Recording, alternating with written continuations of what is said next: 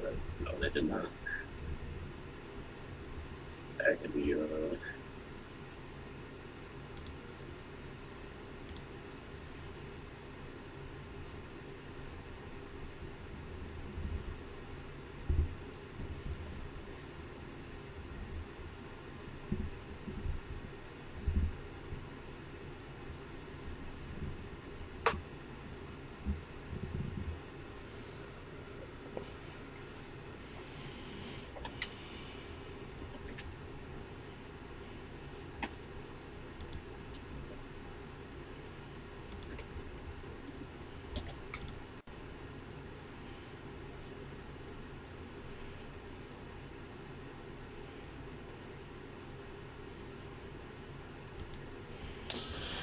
Hello, everyone. My name is Cameron Cowan. Welcome to the Living Joke podcast. We are having tons of fun here today. It's hot. You will be hearing air conditioner noise. I'm just going to tell you that right now. It is 91. I was joking with Will the other day. 91 in New England is not a 91 of the South or elsewhere. It is somehow hotter. Not quite sure how that's possible. Perhaps I'd like some studio lights. Here we go. That's better.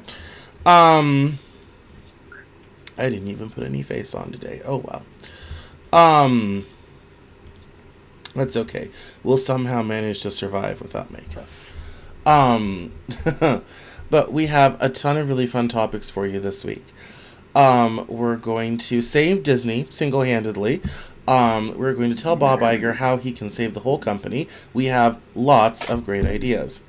We're also going to talk about the new Alien movie on Hulu. Will has thoughts. He's written paragraphs to tell you about. It's going to be great. And then we also are going to talk about the new wave of content censorship that is hitting the internet in all kinds of ways. There's a series of pieces of legislation, and it's already affecting platforms where creators are making stuff. And we have a bit from Civet AI, and I went and looked up some stuff on Twitter for us to talk about as well. So it's going to be a very busy day here, so I'm not going to linger too much longer, and I'm going to bring the guys in, although from what I can see, everyone is not quite settled yet. So I'm going to have to vamp while they get themselves arranged. It's a process. I'm here enough. It's a journey. Throw me in. I don't care if people see me walking around and adjusting my cam. That's fine. It's more. Oh. You get a peek at what you have to pay for on other sites. No, I'm just kidding. Right. let me do this. That's the way that's supposed to be. This is the way this is supposed to be. Yes, exactly. Yeah, and if you want to see more of Connor's arms and ever so slightly lifted shirt pics that we've taken in secret, but link in bio. Wait a second. I'm just saying, What's man. going on here? I'm just saying, man. You have cum gutters. The world should see them. So it's a travesty. But I want to dive into our monologue topic, and that is our censorship and AI situation. Oh, I didn't want to do that. Let me do this for a second. We're going to do a little screen share. There we go. And so I kind of dashed back over to Twitter where I originally found this. And what is happening is a lot of nations, including the United States, the United Kingdom, and Australia, are doing these new Online Safety Act pieces of legislation. They all have different names, but they all kind of achieve the same goal. And the goal is very simple, and that is to really begin censoring the internet and restricting 18-up content with IDs. This is a huge burden to independent sites. We kind of talked about this in the context of adult entertainment, but it's now actually reaching creative platforms. So the kind of the big platform that a lot of people have been using, especially for gaming, is this place called Civet AI. Now, I'll admit I didn't know they existed till I read about this. Um, but they have gone through and talked about all the things that they're not going to allow um, on their platform. I'm not going to read them out because we will be so demonetized on every platform. It's not even funny. But even that amount of censorship, I can't read this to you because of what it is, and all the platforms we're on will think that that's what we're talking about, sort of thing. Even that is its own censorship. But you have this situation here as well. So before we get into all the pop culture stuff, I thought I'd open this up for some discussion and what it means for gaming, what it means for art, and what your view of all these things are, especially considering there are AAA games with some of these activities, like pointing a arm at someone's head that may, shall we say, have an explosive element to that. Pew pew. The pew pew stick. Yes, exactly. So, how are we feeling about this new wave of censorship that we're having to live under? Pretty stupid. I think it's pretty silly, but I understand kind of why they're doing that, or why the legislation is coming down the road for this. This is just the beginning. I always kind of thought that the anonymity of the internet would be short lived. Someday, at some point, we would have to be identifying ourselves online. We would end up with some sort of digital ID sort of thing. I guess maybe that's the other question: is how do you guys feel about having your identifying paperwork ID, available to tech companies, websites, all this type of thing, and having your online activity tied to your ID?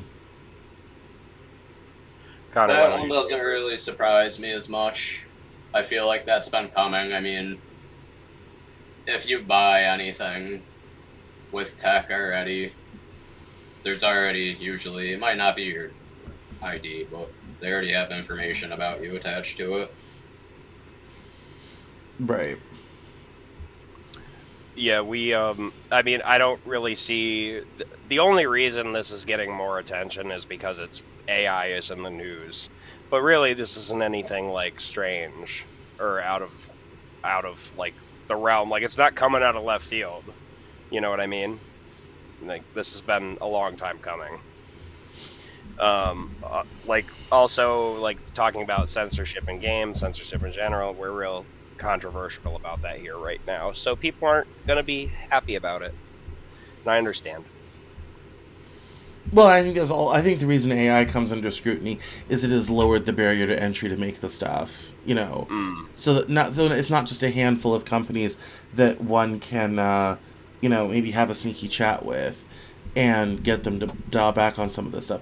It's now anyone can make anything, really. If you buy enough AI credits at the right AI places, you can go crazy. And now, so I think the proliferation of it, I think, is a factor too. Oh, please, Connor, go ahead.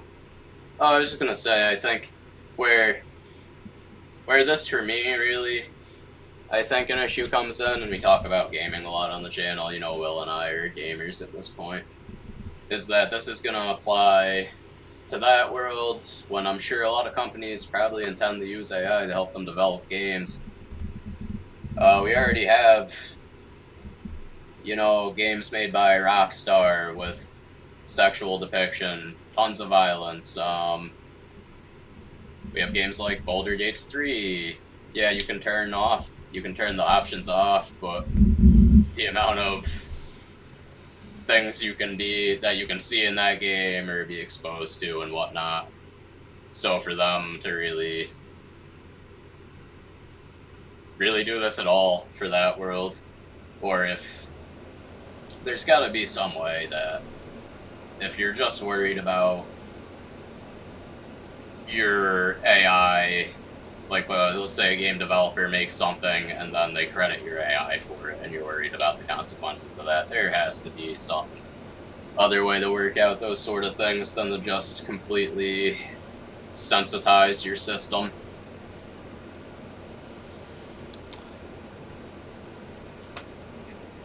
Yeah, I mean, I'm of two minds. As someone who's a fairly radical free speech person and an artist, I don't like most censorship in most any form. Especially when there's government legislation attached to it, because government is the least qualified organization to do censorship. And world history tells us that never goes in a good direction. And that even goes back to what we've done already in our nation's history with the Hays Code for film, the comic book code for comic books, this sort of thing. We look back on those sort of things as anachronistic, reactionary reactions to the past, and yet here we are once again. You know, with many of the same arguments being made. I think that, like, so in terms of, if I just separate like a couple two different things here, with game developers, let's just say if AI is becoming a new creation tool, we had been discussing a little while ago that the lower level position jobs, lower level tech position jobs, once game developers figure out how to program code AI to do that stuff, those positions will go. And I mean, you know, I don't know. Let's just take the most popular shooter, for example, Call of Duty. You know, they asset swap the shit out of that game. Everything is like asset swapped. They don't care. And now they're gonna have an AI tool that can crank them out like every 3 to 6 months. Like, are you kidding me? They're absolutely gonna boot every single developer, engineer, anybody that's not high corporate out. I mean I mean yes, that's already, you know, kind of on the way, sort of thing. Yeah. I think AI is a really great, a very helpful tool, but I mean, taking the things that made video games great were human beings, and it requires a human touch, in my humble opinion. But no, certainly. I mean, unless you're fucking what's the Bungie North, fuck you.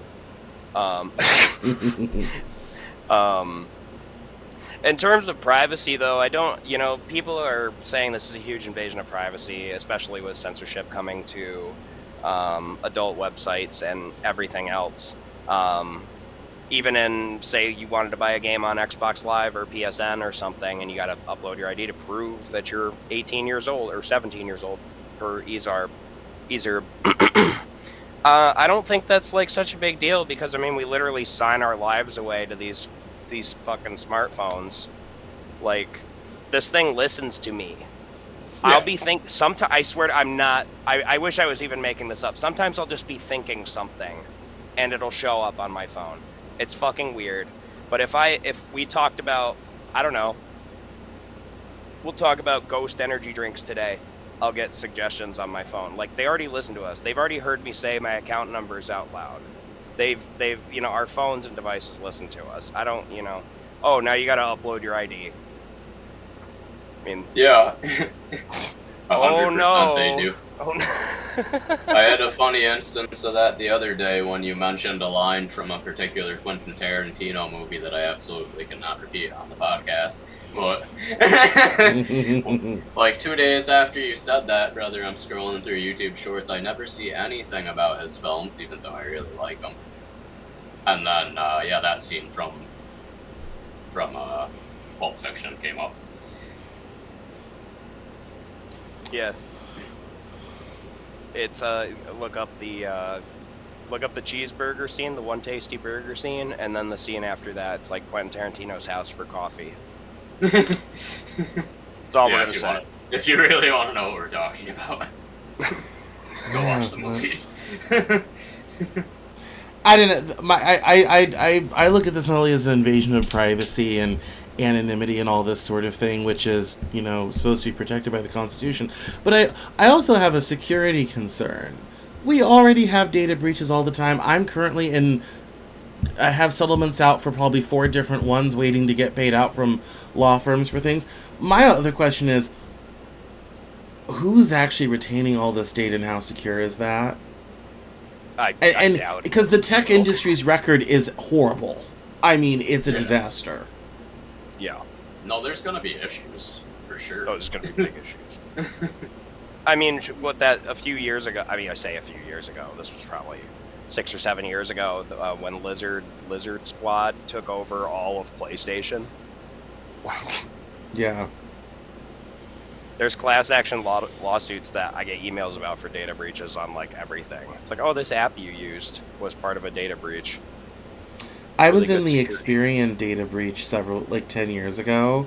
Oh, yeah. I was working at a place in Seattle, and that came across the wire. And of our staff of 11, 5 of us were in the data breach, and it Okay. was it was quite a lot. Fortunately, nothing untoward's happened. Um, I always say I'm the type of person that go ahead, steal my identity. You can't do any worse financially than I've done to myself. So I kind of don't care. Like you can't make it any worse. You'll probably be disappointed by how not great it is. But if for people that do actually have their lives together and everything, it ends up costing tens of thousands or some cases hundreds of thousands of dollars, and can take years to undo. And that was true 20 years ago when you'd see these stories on the news when the internet was relatively new. It had already been around a decade, but a lot of people were just still getting online in the early 2000s, and it was already a problem back then. That was 25 years ago. And I think having all this just kind of floating around is going to, yeah, there's going to be a lot of that. And there probably also will be very similar to Stripe or Link, or these sort of payment processors that hide save your info. I imagine there'll be some service like that. Somebody is going to have the $1 billion idea of being like, oh yeah, let's be this default security protocol for all of these websites and everything. And then you like upload your ID once to, IDNet, whatever they'll call it. And and then you just, do your sign in, probably something biometric, face, fingerprint, whatever have you, and off to the camptown races. That ultimately represents a data gold mine for hackers. And the legal liability and the insurance costs will be tremendous. Put cash under your mattress. That's what my grandma always said. Yeah, buy gold. Yeah, Good. invest in gold. Yes, buy gold. Yes, good. All right. I think we've covered that. Our next fun topic, we are going to dive into the new Alien TV series on Hulu, and we have the trailer. I figured if you wanted to mute it, and then I would talk over it because this is going to be kind of long. Okay. Yeah. All right. So this. Oh, there it is. So this new Alien TV series, Alien Earth. I just want to say, this trailer is really sick. I'm looking forward to it. I'll get into my thoughts here. I've love all the Alien movies. I've seen all of them. I would also just like to acknowledge there's 2 separate timelines that the fans tend to acknowledge. One is the Prometheus Covenant route, where the invention of the xenomorphs was done by synths, human beings that are transferred into synthetic androids, human being minds. That's what this is about, Alien Earth. So the alien, I forget his name, Walter, the synth, escapes with the alien, heads back to Earth, and this is kind of that. But they are not going to be following the canon. They're not following the new canon. They're following the old canon, the real canon, the quadrilogy canon. So this is 2 years before the first Alien movie, 17 years post Alien Covenant. Aside from timeline shenanigans, they may or may not continue the story of Prometheus and and Covenant, but excluding the invention of the thing, of the xenomorphs. I say follow up because the director for Alien Earth says the current director says he disagrees with the events of Prometheus, and the origins of the scary, slimy H.R. Giger abomination, leaky penis monsters. So in a brief Cliff Notes version of Prometheus and Covenant, successful as their plan worked to create these xenomorphs, they've basically doomed an entire solar system or galaxy and possibly the close reaches of other local galaxies. That's a measurement. I'm not an astronaut. It's going to be, it'll be the melodrama, pomp, and circumstances straight out of their textbook, out of Ridley Scott's Sex Dungeon. Art Gallery. Being that the story is, right from the book of Alien, right from the book of Ridley Scott. Big mega corporations running the world, trying to buy bioweapons, and they want to capture this thing, harness it, and train it to fucking kill people. One very, very cool thing I'm excited about, that they're going to be focusing on this Alien Earth is going to be focusing on taking the first human mind and putting it in the synth, so we get the origins of like human souls imbued into machines, which goes into the quadrilogy. They're also adding four new monsters, which is unheard of, unprecedented. And one's a big scary eyeball monster. The T. Ocellus. It appears to be some sort of eyeball hentai tentacle monster, and it liquefies itself, and I'm not sure, but it looks spooky though. It looks like it's vomit inducing. Looks like it's gonna be good. I like it. That's it. The trailer looks fantastic. Sort of thing. So, I wouldn't say I'm a super fan of the Alien franchise, but I do enjoy it. I'm probably the only person who liked Prometheus. So, yeah, you and me, well, we're holding it down for Prometheus. We're the only two people. Yeah, these guys were not happy. These guys were not particularly happy when I was like, you didn't like Prometheus? I do not like that movie. Yes, we exiled him from the house for 48 hours as punishment. We made him stay out in the coop with the quail, and so he could redeem himself. Yes, that. But I think it does look really great. Having just watched it right now, it does look really cool. So I think it will be quite successful, and I know you're excited for it because it's been on the docket for a couple weeks. So I wanted to make sure we got to it this week. So that's. Yeah, I can't wait to watch that with you guys. Yeah, it'll be really, really interesting. So there's some stuff that caught my eye, and it feels like there's a lot of mysteriousness that's gonna go on in the series, and I love that kind of shit. Hopefully it wasn't the T. Ocellus that caught your eye.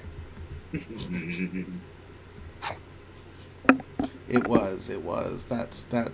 The knowing laugh, the silent grin. It was. I also want to find out what they're gonna do with that little sheep. So that'll be fun. So that's yes. So that's there's a lot sheep. of. Hell yeah. Yes, a three-horn. Yes, a three-horn. Yes, let's find out much more about that. So yeah, but that's Alien Earth. And the official trailer is on YouTube. It's going to be on FX and Hulu. And it will start airing in late August. I think the 22nd is when it starts airing. And knowing modern television, this will be a limited series with 8 episodes because it's 2025 and all this sort of thing. But it does look really exciting. So everyone who's excited about Alien and all that sort of thing should get excited for sure. So yeah, one of the few new things to come out that has had any TV's been in a bit of a dearth lately. I haven't really been excited about anything new. I'm I just put on The Golden Girls again, or I'm like, oh, it's almost time to do a complete rewatch of Dynasty. That'll keep me busy for 6 months. And stuff, so I just need to commune with Linda Evans for a while.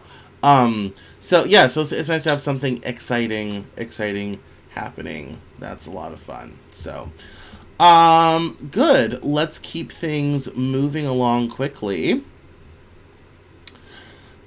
We have, so, alright, so let me set this up before we get into this. As everyone knows, in the wake of the Snow White, disaster, debacle, meltdown, Disney as a company is in a lot of a crisis. The View may single-handedly sink the entirety of ABC News. And Disney is struggling at the box office. Even the Marvel movies aren't popping the way they used to. Star Wars is too feminized, according to some, which is kind of weird, but people say that, and the box office numbers seem to reflect weakness in the franchise for a company that owns so much iconic media. And, as my friend Jen and I have complained, the Muppets are underutilized. I don't know why we're not getting live-action Muppet versions of Disney movies. But here we are. Disney's in a bit of a crisis. And I think the key for for Bob Iger to dig Disney out of this mess. One, I don't think Bob Iger is the right person to get it out because he was the one that got them into it. However, the person they hired after him was so bad the board brought Bob back because the guy who created the mess was less bad than the guy who couldn't find the instructions on how to pour water out of the boot with the instructions on the heel. So it's like, how do you save Disney? Obviously, the solution is something, new original content to get people excited. The last big new franchise they launched was Frozen, and that was 10 plus years ago. So, in our many conversations around the house, we have come up with lots of ideas on what Disney could do to turn the ship around. And today we decided to have the conversation and put forth some of our ideas of how Disney could turn some things around. Now, I'm going to tell a funny anecdote on Connor. We were doing our pre-production last night, and he was like, I don't really have a Disney movie to talk about. That's kind of your Will thing. And I'm kind of like, well, what's your favorite Disney movie? And we'll just talk about that. And he just blithely says, oh, The Fox and the Hound. And I'm like, yeah, it was. I know, but that's a very sad movie. Yeah. Like that's Don Bluth levels of trauma. When you're really, really young, you just kind of see the happy side of shit. But then, yes, as you grow older, you see what it's really about and this and that. But even when I was very, very young, I just loved the characters, and even named one of my dogs after the fox instead of the dog. Yeah. So that was a fun moment as you were discussing this. But I wanted to start off. Will's gonna have a lot to say, so I'm gonna get mine in first and say that I think the Disney turnaround needs to do a couple things. One, let Star Wars be hyper male and masculine. Hire 10 nerds and give them creative control and a budget for the gods. That's the first thing. But when it comes to new creative IP, they own Fox, which means they own the original 1998 Anastasia movie, which I had on VHS, and I watched it so many times, I wore the tape out. I was a very gay child. And that was sort of thing. And so I think a new Anastasia movie where Anastasia is an old woman looking back on the past and all the changes in Russia and all this type of thing, perhaps as a look back to the end of communism or something, would be very interesting. I think that would be fascinating and you could do a whole new adventure, a whole new princess. You could have lots of back and forth. There's juice there. Could do something with that. The other one, and I came up with this last night while I was playing Wheel of Fortune on my Switch, is an Ursula Origins movie like Maleficent. And I have it the perfect title, Poor Unfortunate Souls, the Ursula Origins story. And I'm like, do to Ursula what you did for Maleficent, print money. Print money.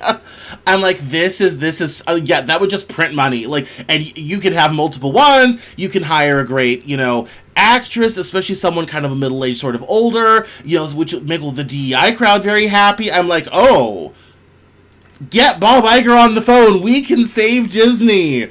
So I wanted to put those in: a new Anastasia movie and Ursula origin story. What do you guys got? You mind if I go, Will? Because I know yours is probably going to be the most interesting. I don't know about that, but yeah, go ahead. I do like your Ursula idea. You mentioned that while we were downstairs the other night. I thought that was great. I am not very creative when it comes to video games. Great film. You would think they tie together. No, but after looking through some old Disney movies and such that I grew up on, what I'd really love to see, especially with how far CGI has come, I don't care if it's live action or CGI. I think they could do it either way, or they could combine the two and make an incredible film, is do a remake of Treasure Planet. That, you know what? A lot of people have mentioned Justice for Treasure Planet. They felt Yeah. like it never got the play that it deserved. It could get a lot more attention. It never really sold that well. Yeah, no, that's actually an excellent suggestion. And there's been a lot of other people who've mentioned Justice for Treasure Planet too. So, yeah, I think that would be... yeah. But just a joke on some of your comments about Bob Iger is I don't want to, I wouldn't want to let Bob Iger do this, because then it's just going to be a movie about a boy that goes on a dole adventure and never grows up and gets shit on the whole time. Well, it's actually kind of funny. The latest Pixar film kind of was that, which, yeah, was quite sad. So, yeah, that's... No, I think Iger's got to go. You've got to get something... You've got to get somebody new...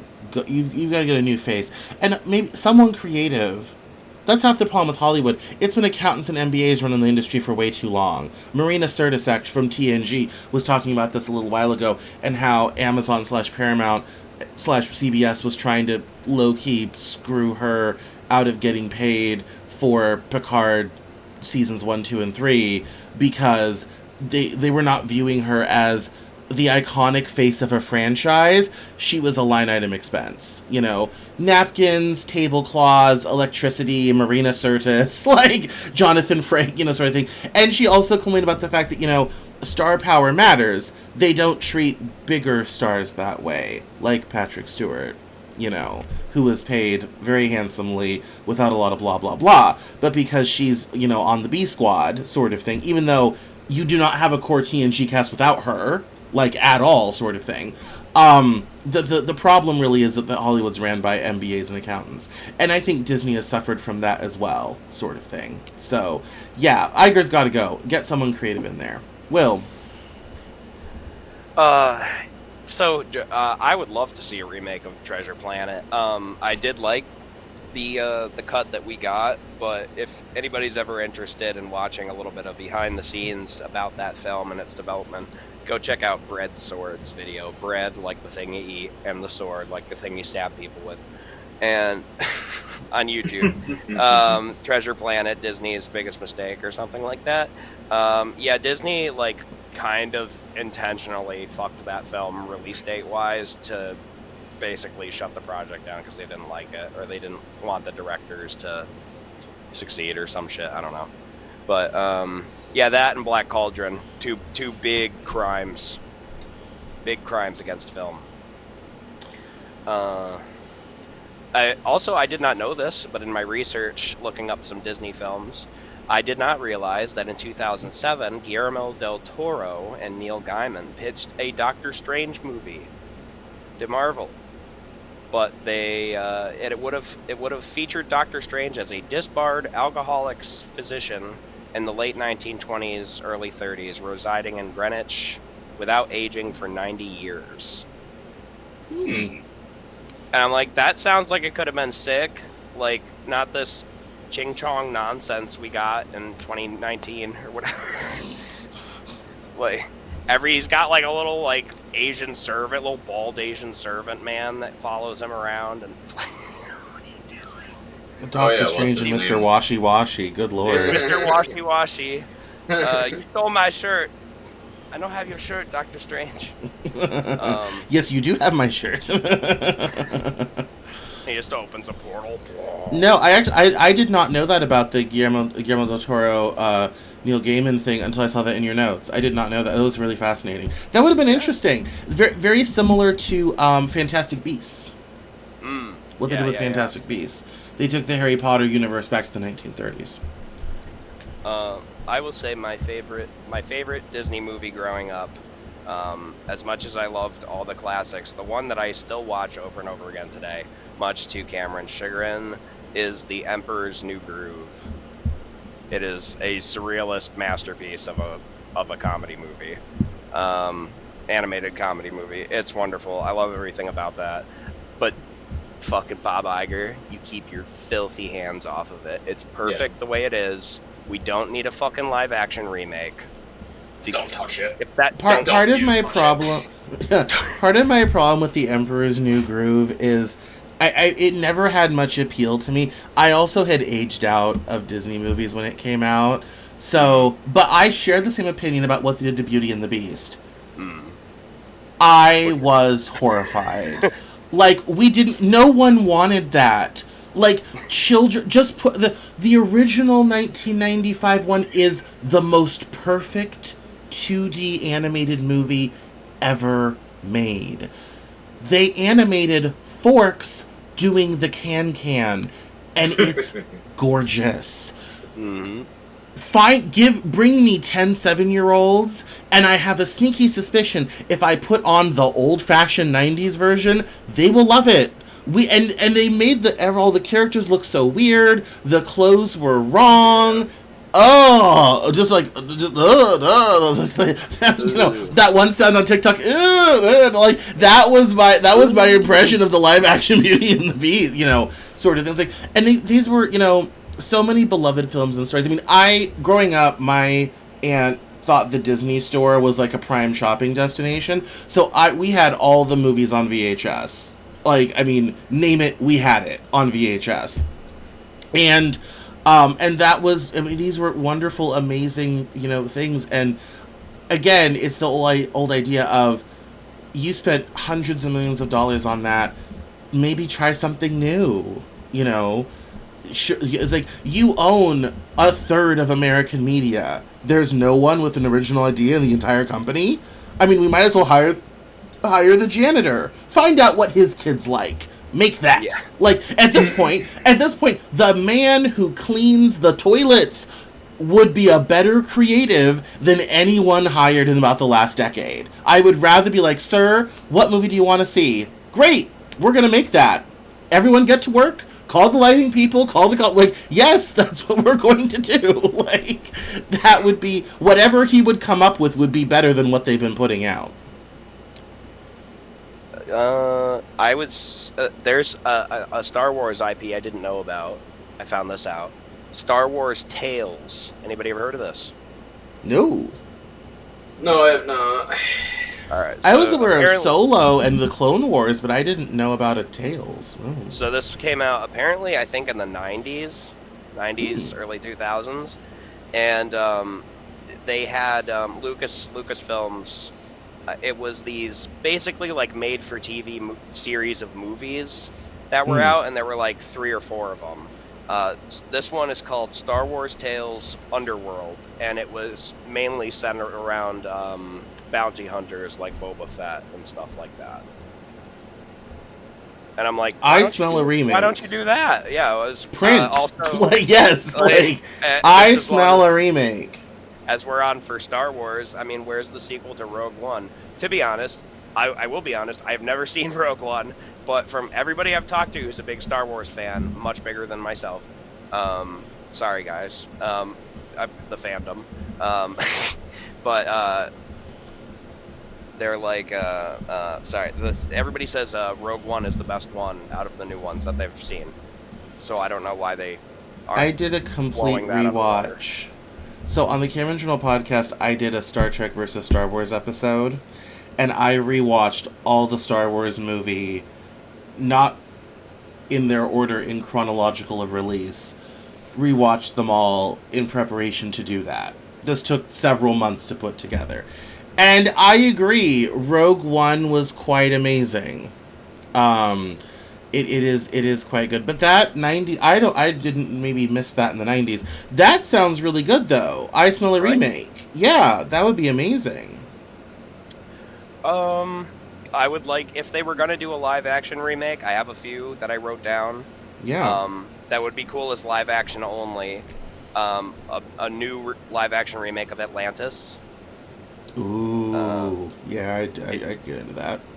If they wanted to do a half and half of Treasure Planet, I think that would be cool, for sure. Or they could do full live action. I don't know. I would love to see a live action Pocahontas, a remake of that. That could tell a really good story. Yeah. Pocahontas was actually one of my favorites as a kid. I was just listening to Lea Salonga performing Colors of the Wind with the Boston Philharmonic earlier this morning. That was actually a song when I did competitive flute competitions in high school. That was one of my songs that I did. What? I don't know. It just, you know me and my 10-year-old mind. Yeah. That just sounded really competitive flute blowing competition. Will is trying to act like I was sucking dudes off behind. It was honestly, it was a lot less fun. It was competitive music, which is extremely cutthroat. I probably would have rather have been doing what Will thought I was doing. So I've always had a particular... I know what you were doing, but it's the way that just sounded in my head. When I first got on... Good. Quick detour. When I first got on the internet in high school, I heard that joke every 24 to 48 hours from 2004 probably until about 2009 or so. So I'm very desensitized to it. I was, do not speak to me of the old magic. I was there when it was written. I didn't realize it was like this. It was this cutthroat in the music world. Well, yeah, because here's the reality. There's a lot of people who show up to these competitions, and you have to build up points over many years in order to win a trophy or an award. And the reality is that you have to place fairly high to get enough points before high school ends to get a trophy. For me personally, I actually started a year late. So I had to win first place every year, 3 years in a row, to get 5 points every time, to get my 15 points to get a trophy. So I worked really hard and to get that done, and I did. I got my trophy when I was 18 and was graduating. But that was one of my favorite songs to play. It's one of my favorite songs to sing. And I was thinking this morning, getting back onto the Disney. We're back on the highway now, getting back on the on-ramp. Getting back to the Disney conversation, I was also kind of thinking this morning, in thinking about we were going to talk about this, I was also thinking a live-action Pocahontas handled correctly could be quite good. I think very similar to the way they did the live action Mulan would be really cool with the really realistic architecture, make it a little less cartoony sort of thing. I think that also would be really really cool and interesting. So I think there's possibilities there, especially if you work with members of the Powhatan tribe to reflect their culture better. I think that you could really do something with that. Oh. But anyway, would be fun for a CG remake, The Great Mouse Detective. Oh, yes. Speaking of that, The Rescuers is just sitting there waiting for someone to do something. We need Bernard and Bianca back immediately. I know Zsa Zsa Gabor is dead. We need to find someone young and sounding. You know what we could do? We'll hire Melania Trump. She can do a great Bianca. Yes, that's what we'll do. That will get Disney back in with the Trump administration. Oh, no. We can save this company. Sorry. We will hire Melania Trump to be the voice of Bianca in the new Rescuers film. This will be so Donald, good. I'm sorry. I'm pursuing my dreams as a voice actor. I cannot be First Lady anymore. Uh, okay, last couple things. A new live action Aladdin would be cool. A CG Aristocrats would be cool. Mm. And That might come to be. I was just looking at that. Well, go on. I didn't mean to cut you off. no, that's cool. I'm glad. That's good. Good news. Yeah. And the Sorcerer's Apprentice. Well, that's a segment of Fantasia. Oh, yeah, that's right. Why don't we redo Fantasia? Yeah, well, they kind of did. So they did Fantasia 2000 Right. for the year 2000 sort of thing. And it was really cool. They had Helen Mirren host it, and it was all, it was a big thing at the time. I think a new version of Fantasia with, really crazy graphics, like really the limit of what tech can do, would be really cool. It would be very expensive, of course, but it would be really cool. Could you imagine it at that? Could you imagine at that circular CG dome theater in Vegas or whatever? I would go to Vegas to see that, like to watch like Fantasia 2020 in the Sphere at Vegas. That's a destination, that would thing. Be cool. That would be very cool. Yes, and you could definitely do some old favorites, and you can also not just include classical music. You can include, some more modern stuff. You could bring in a little bit of disco, a little bit of dance. Yeah, you could definitely do something with that as well. And that Jose, we're receiving the transmissions currently. That is not a viewer. You know who that is? That is Adonis, who works for us at Suit Media. He's watching the show right now. Yes, and so actually it's funny about the alien ship coming towards Earth. So last night he called me, and he's kind of like, there's one story you didn't cover on the news hour on Monday. And I'm like, what? And he's kind of like, there's an alien ship coming towards Earth, and it'll be here in September. And I went through a whole thing about why that probably is not a real thing, and why you shouldn't believe everything you read on the internet, and this sort of thing, and so I believe you, Adonis. I believed you. I'm like, well, I told him, I said, if it's real, which I don't think it is, but if it's real, the minute it gets past Jupiter, it's supposedly the size of Manhattan, we'll be able to see it in the night sky. So if it's real, we'll all be witness to it. We'll be seeing it coming at us for about 2 months before it gets here. Oh, look at that. I would not like to see a cosmic horror version of Manhattan coming at me. We already have those enough here. We don't need more. You mean you don't want to be attacked by Trader Joe's shoppers and Erewhon smoothies? I don't want them to put up a Whole Foods next to my house. Yes, no, it's but no. I mean, as far as to close out the Disney topic, the point is Disney owns so much stuff and so much IP and has so many great ideas running around. There's no excuse for the schlock they've been schlocking.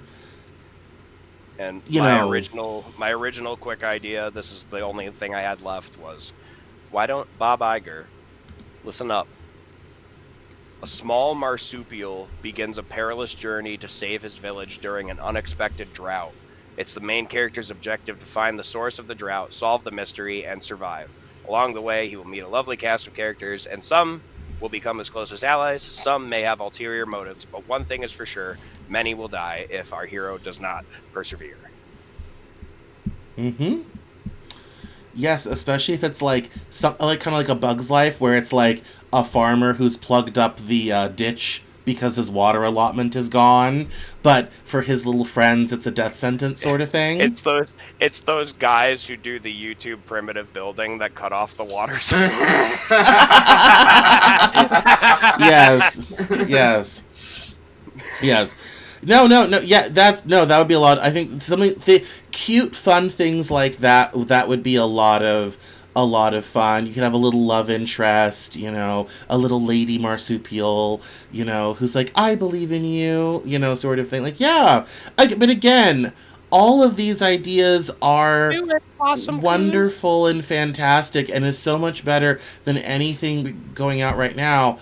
It's honestly no excuse, and we can only blame incompetent management at this point. Like, there's just stupidity afoot, and it's a terrible thing. Anyway. Marsupio-san. So for our last segment before we get you out of here, we have the latest anime. Today's theme is movies and film, obviously. We're getting into anime that we have been watching, and I will set this up by saying, so as we've had this conversation many times as we've watched stuff, I was never on the anime train. I think I was a little older than the target demo at the time, and when it was coming along, I never got that sucked into it. I didn't start watching anime until college, and it's always a special thing when these two are going through all the ones they've seen, and I can occasionally be like, oh, I've actually watched that one, because it's so very rare. It's a moment to remember. But being here with these two, I have watched more anime in the last 8 months than I probably have in the last 8 years. And it has been a whole journey, and we've been on so many different journeys, sort of thing. So I thought, Will, you'd lead us down the anime trail, and I do have your video queued up. Just let me know when you want to watch it. Oh, okay. So we've been watching a bunch. I will say, we just introduced Cam here to Mob Psycho 100. If you haven't seen it, really funny show. It's by the same studio that does One Punch, that does Mashal. We also showed Cam Mashal. Both very funny, very lighthearted animes. Mob Psycho is about a fake psychic who accidentally stumbles across a kid with real psychic powers, and he pretends to be his psychic master, but he's really just kind of a shyster. Shout out Reagan-sama. Arigato, Reagan-san. Yeah, and then Mashal is about a very simple child, we'll say, who is born in a normal human, born essentially a muggle. It's a mock of Harry Potter and like any fighting anime. I don't know. Yeah, any fighting. Yeah, I mean, when you are born into a society that uses magic for everything, and you have no magical ability whatsoever, but you're really good at working out, let the drama ensue. So the story is just about how he has to fake pretending having magic to attend anime Hogwarts, and there's a whole thing. There's a whole story. I don't want Because to every spoil it. anime It's really has to take funny. place in a high school. That's right. High school is the #1 setting, I think, for anime. Always. I used to watch one where this young man and his whole family were charged with fighting off these forest demons that conveniently all surrounded this high school, and he literally had to go to school by day and fight these demons by night with his sister sometimes, and his dad sometimes, and his grandfather sometimes, and I was chortling about always around a high school. Always around a high school. Why Man, his if only I was grandpa an around the anime. high school? And that's I a was great an anime question. character and I didn't And they use- never address it. It's their family's job to guard this land and this school. And the grandfather passes the tradition. The son was no good, but the grandson is better, sort of thing. Let the drama ensue, because it's anime. You know, our protagonist has to be 17 and is trying to balance killing demons and, you know, school by day sort of things. But, yes. Killing demons and not forming meaningful relationships with women. Yes, that's very important. No women. You cannot be having girlfriends or productive, emotionally mature relationships. No. Nope. You cannot have. Just, you know what? Just don't even put a woman in your manga. No, there's no point. There's no point. She will be starved for attention. Ninja Scrolls taught us anything. I mean, she'll just be a plot device. Look at fucking Baki's girlfriend. She's like, oh, I'm feeling insecure, so I'm gonna cheat on you with a black guy. Except I don't. And then he gets his ass beat and he starts crying.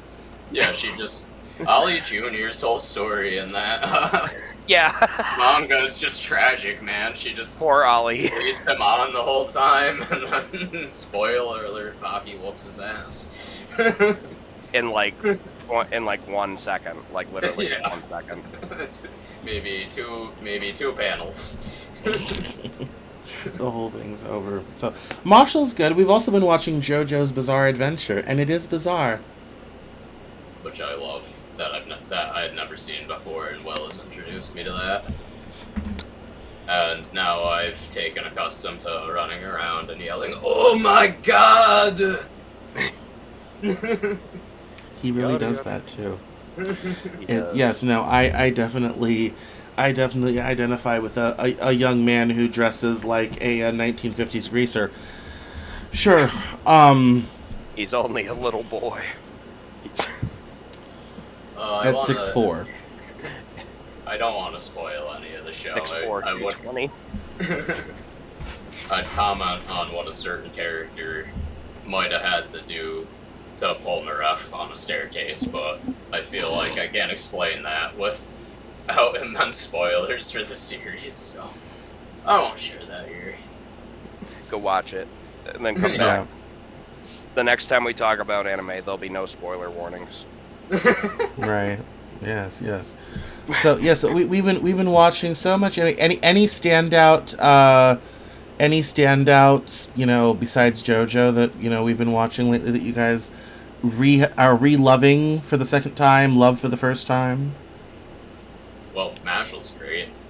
It is. I think. Did you start One Punch Man on your own, Bo, or did I introduce you to that with Mob?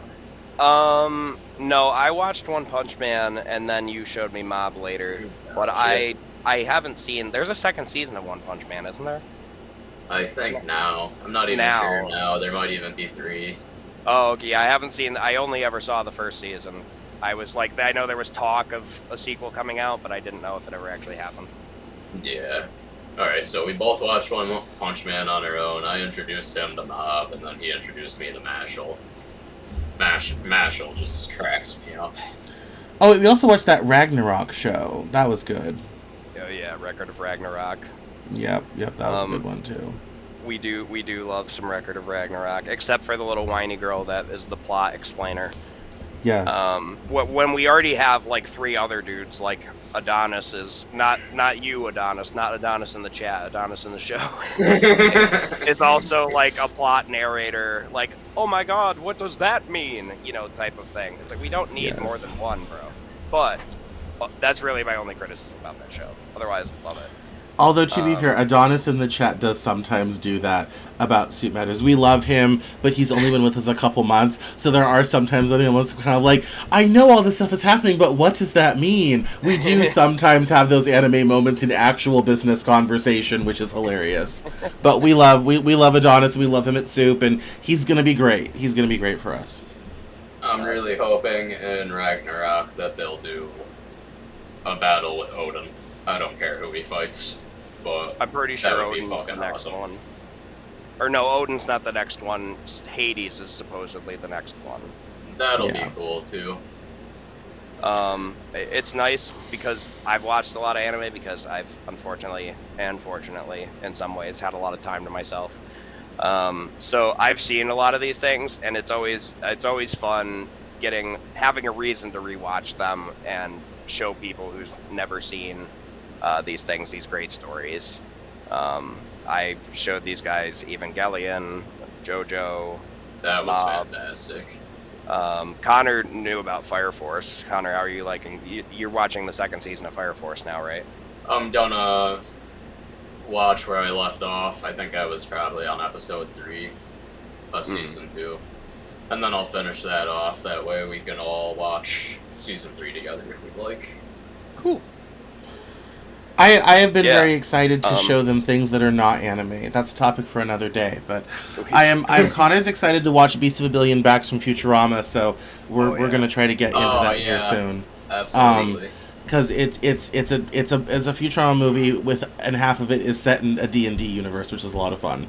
Yeah, so- it's everything I want in one.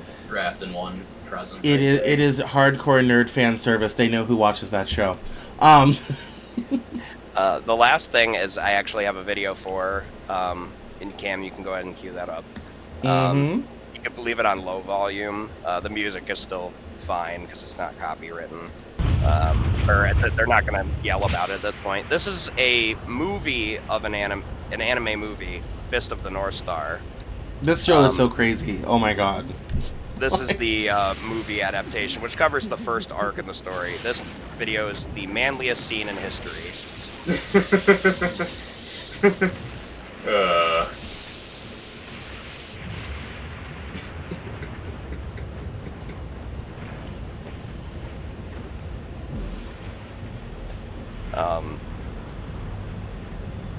Basically, he gets like a psychic link, and he's really, our hero here has been like meditating on like a spiritual journey on his way to his big fight, and he receives like a psychic help message, and now they've done something. They've made a very bad mistake, these bad guys. They have run into a wild Kenshiro. Pissed off the wrong man.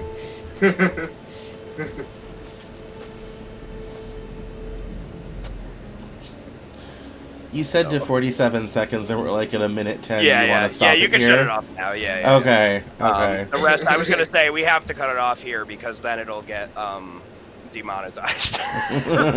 There's about to be some explosions of bodily fluids. Which, as we've Very discussed, violent. all banned now. All ban every. It's like if you want to be watching stuff with us, we're gonna have to start taking IDs at the door like a nightclub. Yeah, We're putting in some terms and conditions. right. That's no. Fist of the North Star. It's a quite crazy show, and the art style obviously is so dated. I think it was from the 70s or early 80s, isn't it? Late 80s, yeah. Yeah, so the art style is very dated, but the show is just so crazy, but fun. Honestly, some parts of it remind me of Nausicaa, Hayao Miyazaki, Nausicaa. It reminds me a little bit of Nausicaa at times. The art style and some of the way like the characters are positioned, it reminds me of Nausicaa, because I love everything Hayao Miyazaki puts out. I love if he gave me 2 hours of him just like, sitting in a bathroom and telling me about the history of Japan, I would sit there and watch it, because it would be gorgeously animated and pretty, and I would just sit there and watch it, sort of thing. All the numbers on the bathroom wall start floating, and woo, it's all whimsical. Yes, exactly. Call There's me for a good some time. water demon will leap from the pipes, and The toilet. yes, like it would be insane, but yeah, but the Fist of the North Star has been a lot of fun. I've definitely enjoyed Johto. Mashless really good. So yeah, it's been definitely an interesting journey down the anime highway that I probably honestly would have never taken on my own. So that's really cool. So of course, I was surprised. Actually, I was surprised at how Connor responded to Manhattan. We watched Manhattan by Woody Allen a couple weeks ago, and Connor really responded to it. Yeah, which was really a lot of fun. So we've been having a little bit of plenty of good films. Yes, we've had a little bit of cultural exchange. I've been learning anime, and I try to impress them a little bit sometimes with really high art and wonderful things. So, yeah, it's been a fun experience. Check out High Noon. That was a great recommendation from Cam. High Noon's a very old Western film from 1953. It has Grace Kelly in it, Princess Grace of Monaco. Yes, and it's a lot of fun. So, yeah, that's kind of what we got for this week. And we're at the hour. So, final thoughts and things on the week. It's always good to be here. Yep. We're up to 5 episodes now, which is really awesome. Which is really, really, really spectacular. So, yeah, I do want to let everyone know, as a matter of housekeeping, we are doing lots of more gaming content on Rumble. So if you want to see these two primarily do crazy great stuff in gaming, definitely check us out on Rumble, The Living Joke. We're also posting everything to Substack now, so thelivingjoke.substack.com. and you can find us on Instagram, TLJ_joke. In fact, for the first time, the clips from this show are going to go on that Instagram and not mine. I got all that connected today, so that's going to be a lot of fun. And just make sure to follow us on Substack. We are planning to do a watch along here soon. We're just kind of getting our act together about it, but we are going to do a watch along here soon. So make sure to watch out for that. I am planning on finishing my article about why Star Trek Online does the Star Trek universe perfectly and should be the definitive canon book of how it's done, because they synthesize everything together so well. And I've been working on that for a while, and I'm actually going to finish it and put it out there. I'm also planning on doing a Star Trek Online stream here soon, where I will play all the space TFOs one by one all the way through, which should be a lot of fun. It will be a nice couple hour stream as we go through all of that. So, that's what's happening this week. The guys are streaming a lot these days, so make sure to find Connor over at A Grey Crow 01 on Twitch, or The Living Joke on Rumble. We'll be there as well. And then we'll be Ninja Q69 on Twitch, or The Living Joke on Rumble. Both of those locations, so make sure to watch out for all of their streams. And of course, I will be doing the news every Monday at 7 p.m. on the Cameron Joel News Hour, and you can find all the Cameron Joel stuff at CameronJoel.com. And also, the Cameron Joel is now on Substack, so if you love us on Substack for The Living Joke, you can follow the Cameron Joel there and get that content without having to sign up for 2 things at once. So, that's The Living Joke episode 5, everybody. So, thank you so much for watching. We love you for being here, and we will see you next week, or whenever you're watching this. We'll see you in the next one. Talk soon now. Bye-bye. Bye-bye. Goodbye, everyone.